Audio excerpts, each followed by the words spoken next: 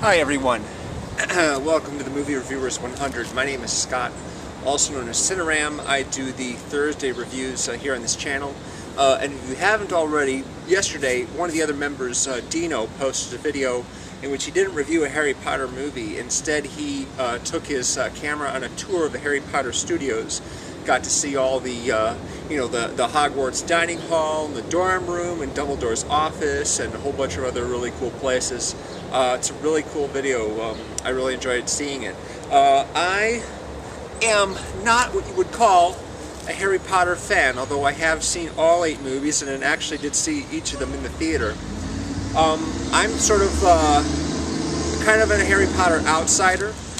I've seen them and I am familiar with a lot of the main characters, but a lot of the details, the intricacies of the storylines, I couldn't necessarily recall. For example, the Imelda Staunton character, I know her name is not Bellatrix, that's the Helena Bonham Carter character, but I can't remember exactly what her name is.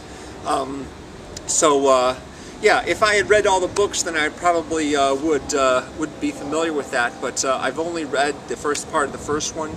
I plan on getting around to reading them at some point, but it's never been a real big, a real strong need of mine. Some of the movies I don't enjoy that much, probably because a lot of the of what happens in the movie, it really has a greater impact if you already know the story, if you know some of the details of these characters, and I don't.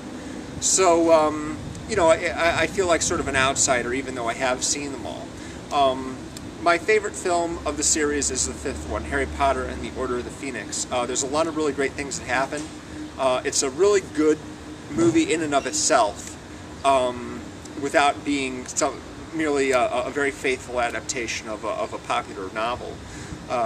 The story revolves around Harry having to deal with this new teacher who's played by Imelda Staunton.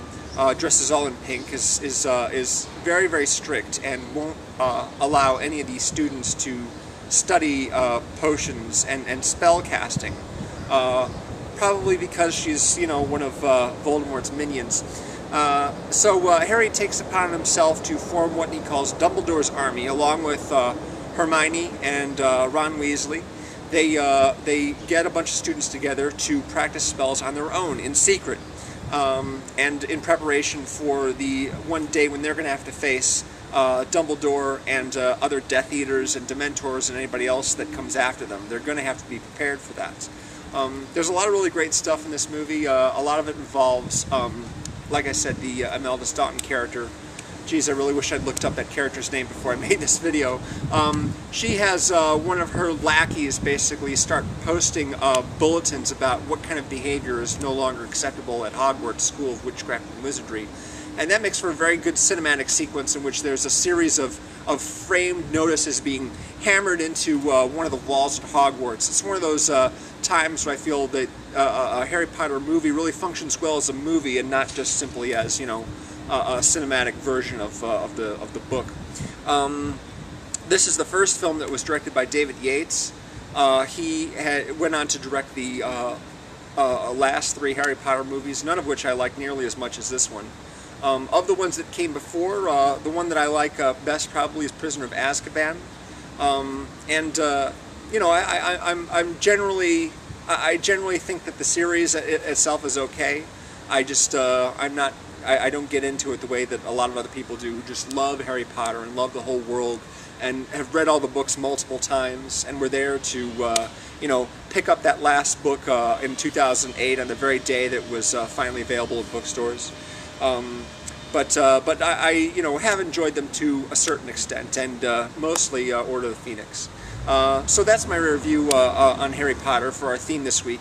And I thought that since I'm posting regularly on this collaboration channel, more regularly, I guess you could say, than my own personal channel, I thought I might take a little time to talk about some of the other stuff I've seen recently, since we don't tend to do that as much on this channel anymore.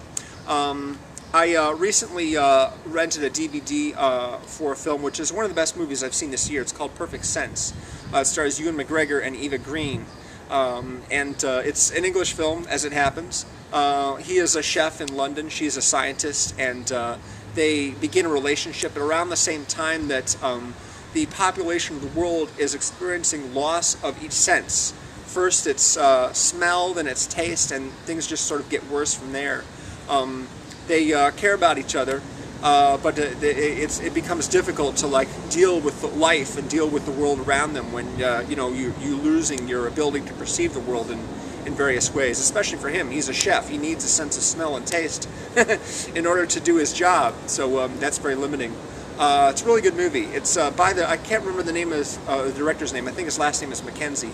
But he did another movie with Sophia Myles called Hallam Foe, or Mr. Foe as it's called here in the U.S., and I like that one too. Additionally, I've seen in theater Savages, which is not one of Oliver Stone's better movies. It's good up to a point, and then it does something really stupid at the end, which I really wish they hadn't done. I've seen Ted, which was very funny. I've seen People Like Us, which is a drama with Chris Pine and Elizabeth Banks. That was good, again, until the end, at which point they drop a rather crucial subplot without any mention of it. You know, it's just laziness, I guess. And Magic Mike, of course, the latest Soderbergh film, which was also pretty decent. Although the thing that really bothered me about Magic Mike is this sort of habit of allowing the main male character to sleep around with different women and then, you know, finally sort of end up with the girl that he's supposed to be with at the end. Whereas the girl in this case really doesn't do that. She, you know, is sort of the type to not have any sort of casual encounters or relationships until, you know, the guy actually proves that he's worthy of her time. And that's kind of the same thing with this. I was sort of disappointed in that the Soderbergh in that story sort of follows the same pattern, which I thought did disservice to the female lead in this movie, which is played by Cody Horn. She just is a bit of a drag, I guess you could say. I mean, she's a smart person, and I guess not given over to frivolousness in her personal life. But still, it's that sort of imbalance in the way that it's acceptable for a man to kind of sleep around and then settle on this girl without any sort of consequences, whereas the girl doesn't do that at all. Overall, though, decent movie. So there's my video for this week, and yeah, I think I will talk a little bit more about other stuff that I watched in addition to whatever theme we're touching on in the particular week. I don't know if the other guys want to do the same, that's up to them. But in any case, thanks for watching, and check out Dino's tour of the Harry Potter studio. And Big Al did a review on Goblet of Fire, so check that out as well, and subscribe if you haven't already. Thanks for watching.